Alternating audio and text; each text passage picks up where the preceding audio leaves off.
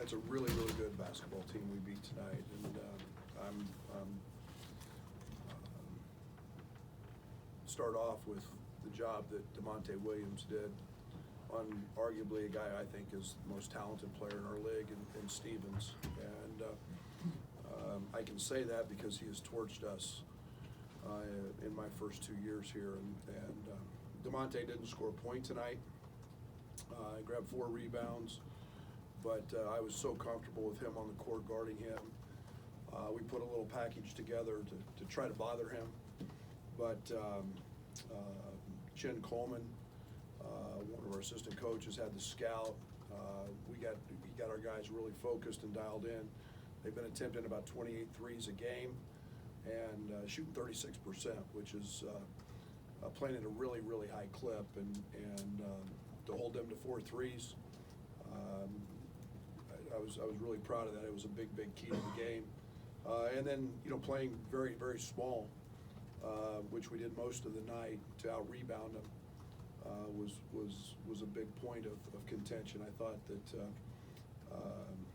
you see why we miss Io. We didn't have him in the last ball game.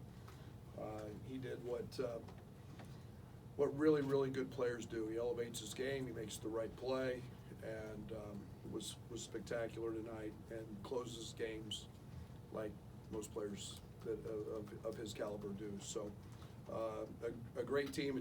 Penn State is a team that's got an opportunity to go very, very deep in postseason play, and we were very fortunate to beat them tonight. Brad, is this kind of a situation where you guys, if we get 2 good teams together, and one's due, and maybe the other one's due? Well, I told our guys, I said, at shoot around today, we had won 7 in a row, and you become the hunted. Yeah. And you have a tendency sometimes to maybe not be as sharp or prepare quite as well, because it's, human nature. It's human nature, and now we were on the back end of that. In a couple games we didn't play very well in, and so that table flips. It's human nature, and when you're in the best conference in America, with the best coaches, my goodness, a night you don't show up to play, you can lose. Is it accurate to say you guys were desperate? No. Okay. No, we're not desperate. I mean, we're not even desperate attitude. Not even. I think there was some urgency, no doubt about that. But desperate's never in my vocabulary. Coach, a week ago you sat at the podium and didn't know about Io's future. A week later, for him to do this, how impressive is that? And could you talk about what he had to go through to be ready for tonight? Well, kudos to Paul Schmidt and Adam Fletcher. The job that they've done. He's practically lived with them. Once we got the news that it wasn't structural, and it was a pretty easy no-go at Rutgers with the ability to straighten it and play. But again, the therapy and those guys doing their job. But more importantly, it's on Io, his mental approach. Most guys could have used this as I'm just coming back, and I've got a built-in excuse. And Io's about winning, and you see that kind of Mamba mentality that he has. So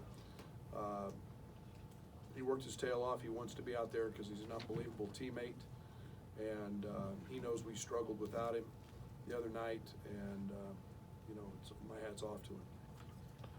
When did you maybe make the final call on if he'd go tonight? After shoot around. I mean, just seeing him go through it and move, and how he was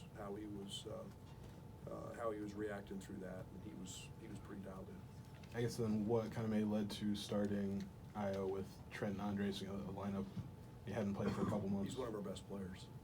He was going to be in the lineup, and I thought it was about getting back to some level of comfort with Allen in terms of Io was going to be in the lineup. We brought Allen. Allen was terrific in the first half tonight, and but Io's